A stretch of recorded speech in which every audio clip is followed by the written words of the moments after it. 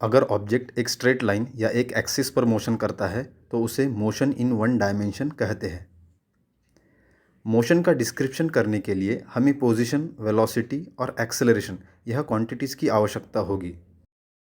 Object की position उसके position coordinate से स्पेसिफाई की जाती है। अगर ऑब्जेक्ट ओरिजिन के लेफ्ट साइड होता है तो पोजीशन कोऑर्डिनेट निगेटिव होता है। अगर ऑब्जेक्ट ओरिजिन के राइट साइड होता है तो उसका पोजीशन कोऑर्डिनेट पॉजिटिव होता है। अगर ऑब्जेक्ट ओरिजिन पर होता है तो उसका पोजीशन कोऑर्डिनेट 0 होता है। अगर वेलोसिटी या एक्सेलरेशन की direction negative part of axis to positive part of axis होती है तो वेलोसिटी और एक्सेलरेशन की साइन पॉजिटिव होती है, वरना निगेटिव होती है। आप यहाँ देख सकते हैं कैसे वेलोसिटी की डायरेक्शन के अनुसार उसकी साइन होती है। पर एक्सेलरेशन की डायरेक्शन कैसे ढूंढें? इसके लिए आपको ऑब्जेक्ट पर अप्लाई होने वाले फोर्स की डायरेक्शन देखनी होगी, क्योंकि जो फोर्स की डायरेक्शन होती है वही एक्सेलरेशन की डायरेक्शन होती है। अब हम यहाँ 3 अलग अलग केसेस में एक्सेलरेशन की डायरेक्शन और उसकी साइन देखेंगे। यह ऑब्जेक्ट बाई ओर जा रहा है और उसकी स्पीड कम हो रही है। इसका मतलब है कि ऑब्जेक्ट को कोई दाहिनी ओर खींच रहा है, इसलिए फोर्स की डायरेक्शन दाई ओर होगी। चूँकि फोर्स और एक्सेलरेशन की डायरेक्शन सेम होती है तो एक्सेलरेशन की डायरेक्शन भी दाहिनी ओर होगी और इस डायरेक्शन के लिए हम साइन पॉजिटिव लेते हैं। केस 2, यहाँ ऑब्जेक्ट दाहिनी ओर जा रहा है और उसकी स्पीड कम हो रही है। इसका मतलब है कि ऑब्जेक्ट को कोई बाई ओर खींच रहा है, इसलिए फोर्स की डायरेक्शन बाई ओर होगी। चूँकि फोर्स और एक्सेलरेशन की डायरेक्शन सेम होती है तो एक्सेलरेशन की डायरेक्शन भी बाई ओर होगी और इस डायरेक्शन के लिए हम साइन निगेटिव लेते हैं। केस 3, यह ऑब्जेक्ट बाई ओर जा रहा है और उसकी स्पीड बढ़ रही है। इसका मतलब है कि ऑब्जेक्ट को कोई बाई ओर खींच रहा है, इसलिए फोर्स की डायरेक्शन बाई ओर होगी। क्योंकि फोर्स और एक्सेलरेशन की डायरेक्शन सेम होती है तो एक्सेलरेशन की डायरेक्शन भी बाई ओर होगी और इस डायरेक्शन के लिए हम साइन निगेटिव लेते हैं। वार्निंग: वेलोसिटी और एक्सेलरेशन की डायरेक्शन और इसलिए साइन यह ऑब्जेक्ट के पोजीशन पर डिपेंड नहीं करेगी। वार्निंग: एक्सेलरेशन की डायरेक्शन और इसलिए साइन यह इस बात पर निर्भर नहीं करेगी कि ऑब्जेक्ट की स्पीड बढ़ रही है या कम हो रही है। यहाँ तक आपने सिर्फ वन डायमेंशनल मोशन के बारे में देखा। अब मैं वन डायमेंशनल काइनेमेटिक्स के बारे में बताऊंगा। काइनेमेटिक्स में हम ऑब्जेक्ट का मोशन डिस्क्राइब और प्रेडिक्ट करते हैं, बिना इसकी परवाह किए कि उस मोशन को किस फोर्स ने पैदा किया है। मैं यहाँ उस काइनेमेटिक्स के बारे में बताऊंगा जिसमें ऑब्जेक्ट का एक्सेलरेशन कांस्टेंट होता है। जब ऑब्जेक्ट का एक्सेलरेशन कांस्टेंट होगा तो इक्वेशंस ऑफ मोशन यह होंगे। पर याद रखिए कि यह इक्वेशंस सिर्फ तब तक वैलिड है जब तक ऑब्जेक्ट का एक्सेलरेशन कांस्टेंट है। अब हम काइनेमेटिकल इक्वेशंस में आने वाली हर क्वांटिटी का मतलब जानेंगे। इन क्वांटिटीज़ का मीनिंग अच्छी तरह समझ लीजिए। टाइम टी, यह बीता हुआ समय है। आप इसे टाइम इंस्टेंट भी कह सकते हैं। पोजीशन कोऑर्डिनेट एस, समय टी बीतने के बाद ऑब्जेक्ट का पोजीशन कोऑर्डिनेट एस होगा।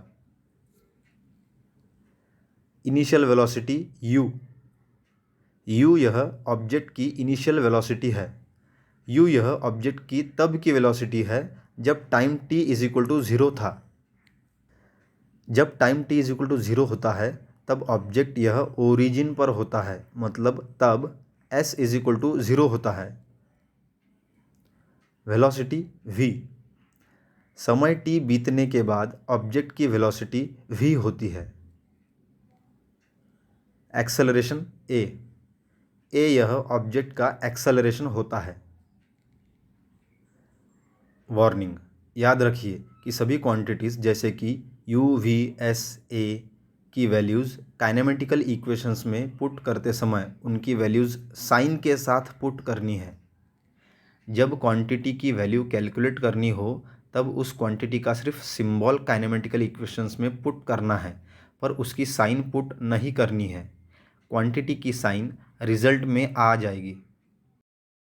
एग्जाम्पल 1, यह ऑब्जेक्ट दाहिनी ओर जा रहा है। उसकी इनिशियल वेलोसिटी 4 मीटर पर सेकंड है।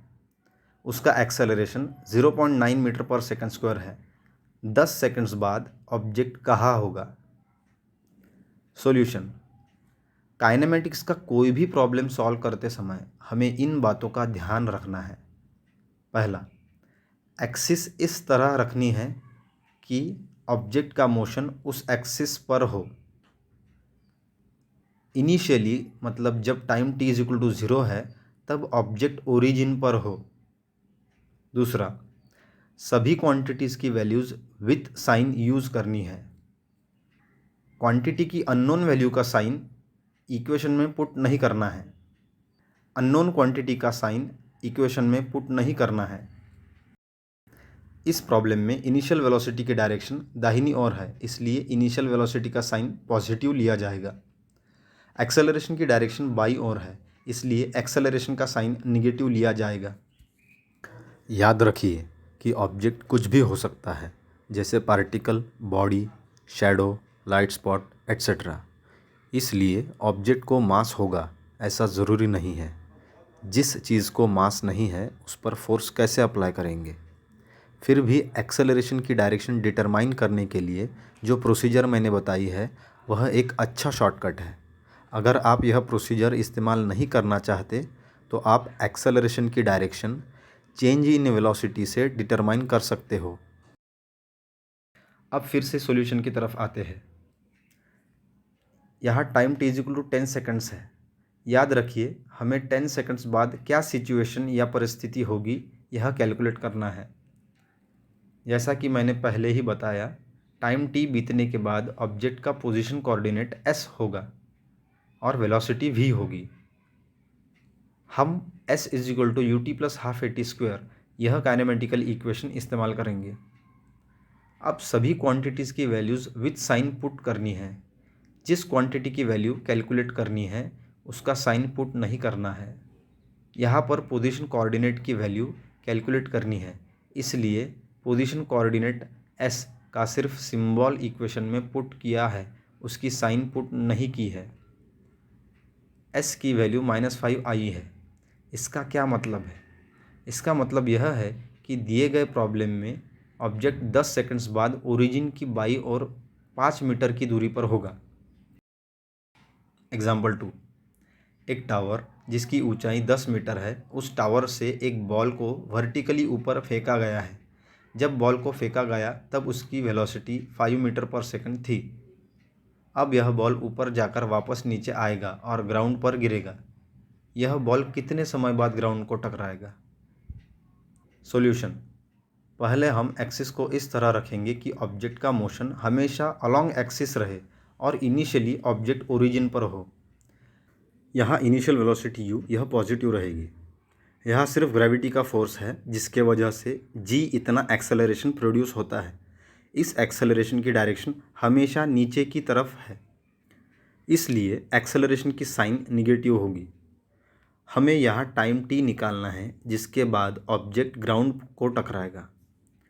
पर टाइम t के बाद जब ऑब्जेक्ट ग्राउंड को टकराएगा तब उसका पोजीशन कोऑर्डिनेट -10 होगा। यह वैल्यूज़ काइनेमेटिकल इक्वेशन में पुट करने के बाद हमें टाइम t की दो वैल्यूज़ मिलती है। हम यहाँ सिर्फ फ्यूचर में होने वाले इवेंट के बारे में जानना चाहते हैं, इसलिए हम टाइम t की नेगेटिव वैल्यू इग्नोर करेंगे और पॉजिटिव वैल्यू एक्सेप्ट करेंगे। तो यह ऑब्जेक्ट 2.027 सेकंड्स बाद ग्राउंड को टकराएगा।